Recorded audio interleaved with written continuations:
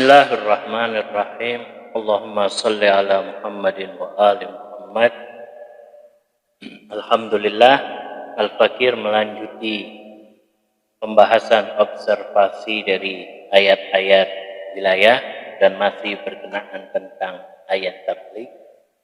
Dalam bab keempat ini, Al-Fakir menukil perkataan mufassir besar yaitu Fakhrur Razi, salah satu mufassir terkenal di kalangan ahli sunnah, yang mana di dalam kitabnya yang bernama Tafsir Al-Kabir halaman 49 juz 11, Fakhrur Razi berkata bahwa tentang ayat yang tersebut, yaitu ayat tabligh, diturunkan berkenaan tentang kemuliaan Ali bin Abi Thalib alaihissalam, dan saat diturunkan ayat tersebut Rasulullah Shallallahu Alaihi Wasallam berkata, yaitu termaktub atau tertulis di dalam kitab beliau yaitu Tafsir Kabir, man kuntu maula fa aliyun maula Allahumma wali man wala wa adi man ada.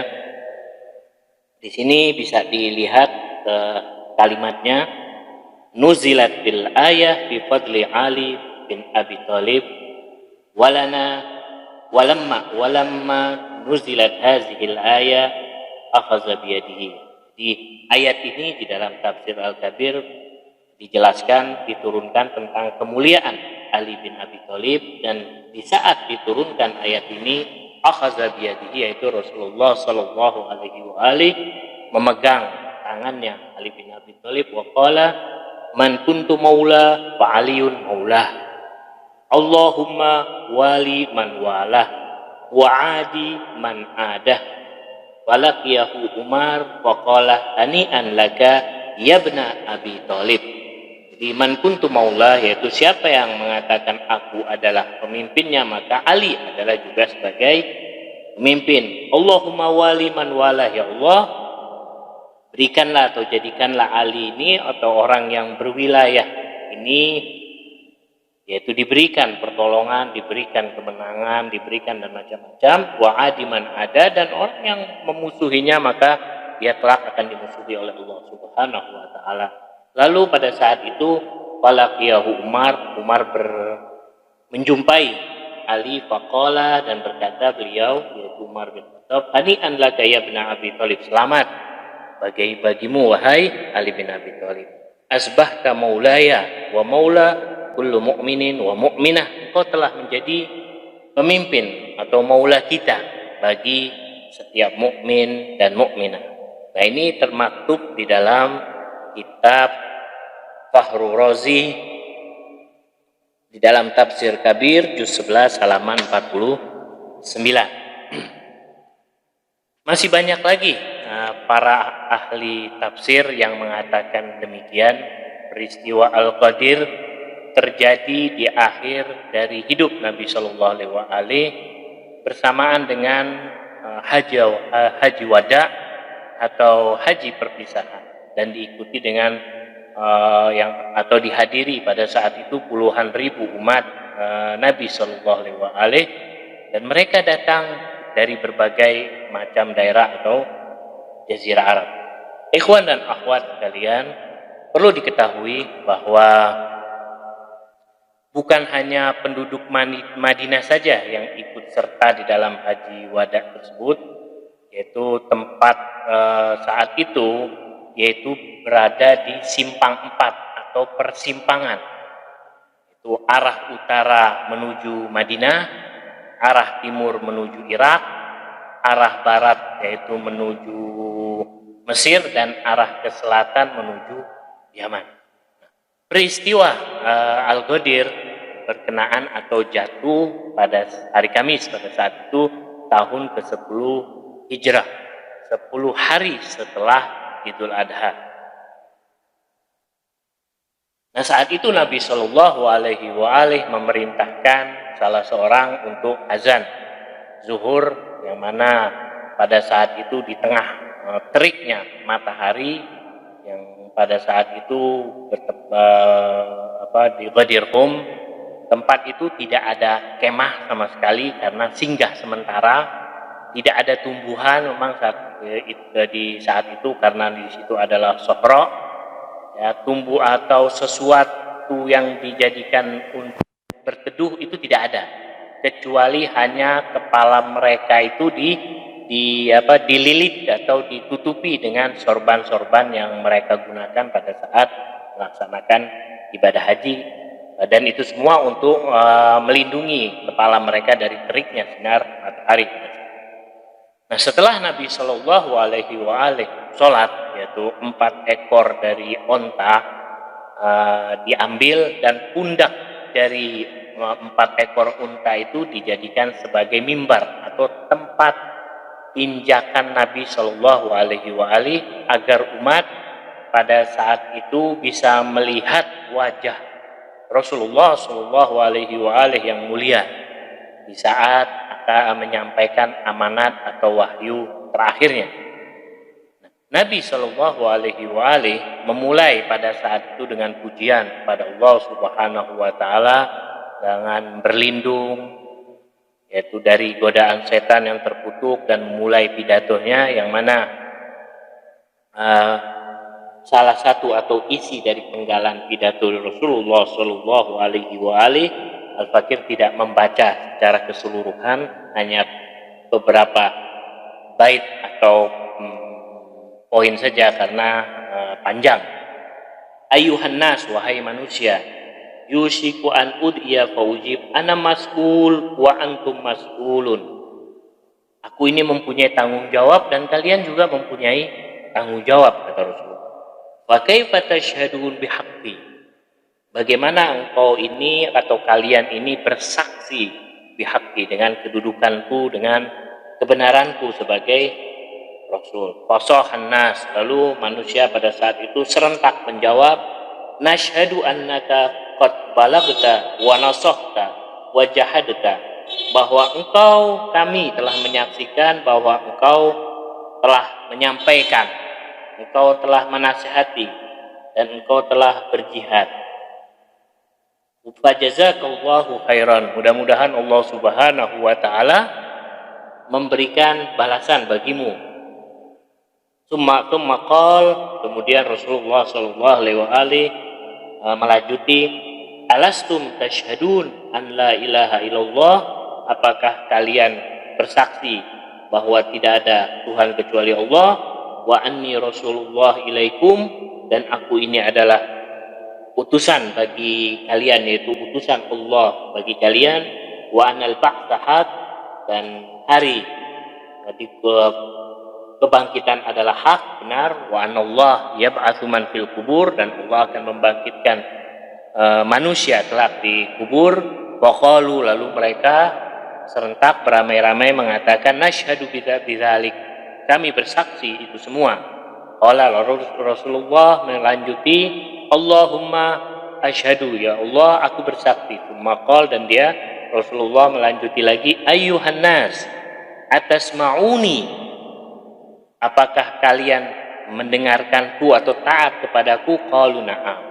Summa amma sukut as-sahra falam yusma illa sautarri. Pada saat itu jamaah atau para hadirin dari sahabat-sahabat Nabi diam, hanya terdengar hembusan-hembusan angin saja. Faqala sallallahu alaihi wa alihi, fanzuru madza sana'tum bitsaqalain min ba'di. Kalian perhatikan apa nanti yang akan kalian lakukan kelak dengan tsaqalain min ba'di, yaitu 2 pusaka yang terbesar setelahku, setelah kepergianku, kata Rasulullah. Faqala rajulun min bainil qaum, yaitu tiba-tiba ada seseorang yang berkata, ma hadza tsaqalan ya Rasulullah, apa ini tsaqalan, yaitu pusaka yang 2 pusaka yang begitu besar, wahai Rasulullah. Qala sallallahu alaihi wa alihi, amma tsaqlul akbar fa huwa kitabullah, bahwa pusaka yang terbesar adalah kitabullah Subhanahu wa taala, hablun mamdud minallah ilaikum, yaitu yang tali yang terbentang dari Allah kepada kalian. Tarafah biyadihi wa tarful ahar biyadikum, satu di sisi Allah dan satunya lagi di kalian. Fala tad'u wa amma taqlul asghar fala tad'u, jangan kalian berpaling. Wa amma taqlul asghar, adapun pusaka yang lebih kecil, fahum fitrati, pusakaku yang lain adalah keluargaku, fitrati.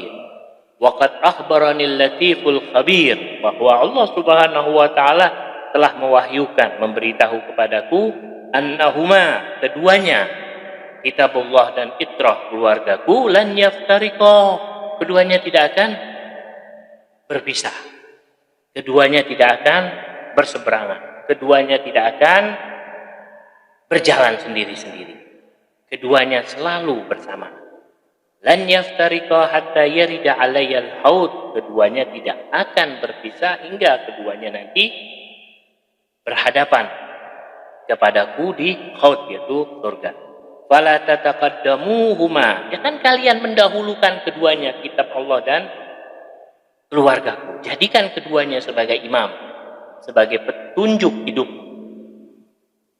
Fala fatuhliku wala tata'akharu anhuma fatuhliku, maka kalau kalian, maka jangan kalian mengakhiri keduanya. Kalau kalian sampai mengakhiri atau membelakangi keduanya, maka kalian akan binasa, maka kalian akan celaka. Wa nazaran nas ila Rasulillah sallallahu alaihi wa alihi wa huwa yaltafit aula.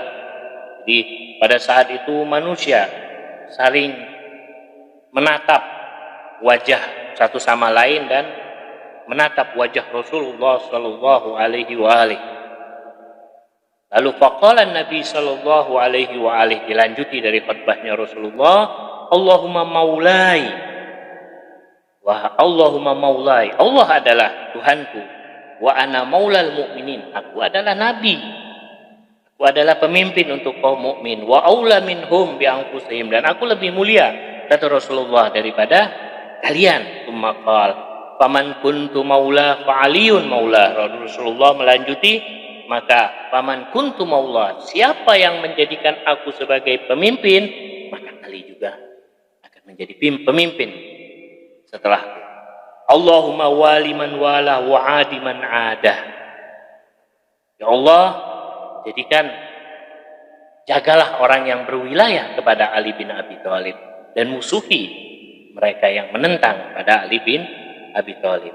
Jadi penggalan dari khutbah Rasulullah sallallahu alaihi wa alihi sudah jelas tertulis yang terjadi pada saat haji terakhirnya yang bertepatan di Badr. Nah, setelah selesai dari khutbahnya dalam keadaan keringat bercucuran, Rasulullah sallallahu saat itu, umat saat itu masih tetap berkumpul, tidak bercerai-berai atau tidak meninggalkan tempat.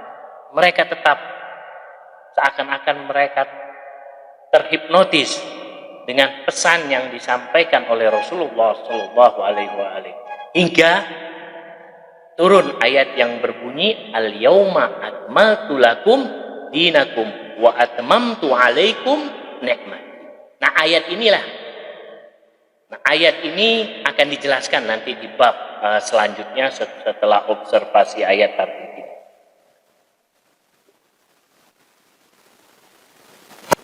Kalau kita ada ikhwan dan akhwat sekalian, adapun arti maula atau wali di bab atau episode pembahasan pertama telah Al-Fakir jelaskan, yaitu sebagai pengingat saja bahwa arti maula atau wali adalah as-sadiq, al-muhib, an-nasir. Yaitu bisa dikatakan as-sadiq dia adalah sebagai teman, al-muhib sebagai pencinta, an-nasir adalah sebagai penolong. Nah, itu sudah dibahas di bab pertama, dan perlu digarisbawahi masalah mahabbah Ali bin Abi Thalib kepada kaum muslimin tidak diragukan, bukan rahasia lagi, sebab Al-Quran mengatakan innamal mu'minuna ikhwatun, bahwa kaum muslimin ini adalah saudara. Masalah persaudaraan muslim merupakan masalah terbesar yang penting di dunia Islam. Perlu Di sini dikatakan innamal mu'minuna ikhwah. Di dalam ayat yang lain dikatakan wal mu'minuna wal mu'minatu ba'duhum awliya ba'din. Nah, ini sudah jelas bahwa Imam Ali bin Abi Thalib alaihi salam merupakan sebagai pemersatu umat setelah kepergian atau wafatnya Rasulullah Shallallahu Alaihi Wasallam. Nah, perlu digarisbawahi, pernah Al-Fakir singgung bahwa ketika Rasulullah Shallallahu Alaihi Wasallam menyampaikan ayat tabligh, yaitu di sini ada seorang yang ragu, seseorang yang ingin mempertanyakan akan kebenaran dari penyampaian atau pengangkatan Ali bin Abi Thalib. Apakah benar yang dikatakan oleh Rasulullah Shallallahu Alaihi Wasallam itu adalah benar datangnya dari Rasul, atau hanya dari pribadi datangnya dari Allah Subhanahu Wa Taala, atau hanya dari pribadi saja? Di sini dalam pernah sedikit Al-Fakir singgung di dalam pembahasan bab kedua atau bab pertama itu,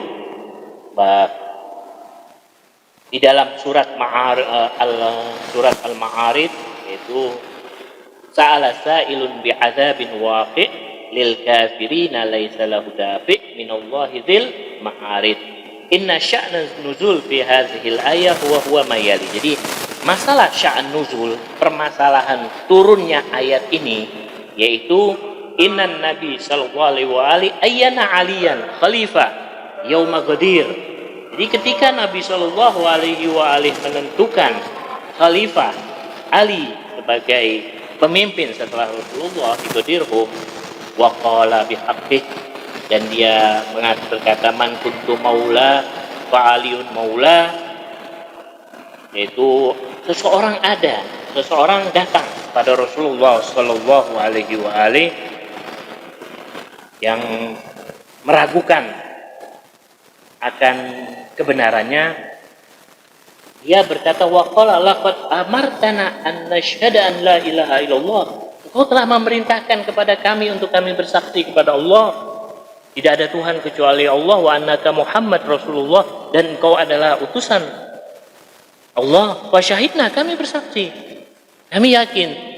Tsumma amartana bil jihad, kemudian engkau memerintahkan kami jihad, wal had, dan haji, was salat, was zakat, dan zakat. Faqabilna, kami terima semua.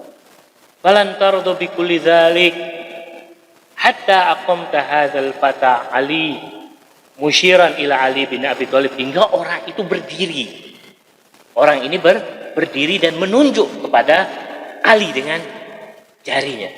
Musyiran ila Ali khalifatallah, dia menunjuk kepada Ali, ini adalah khalifah.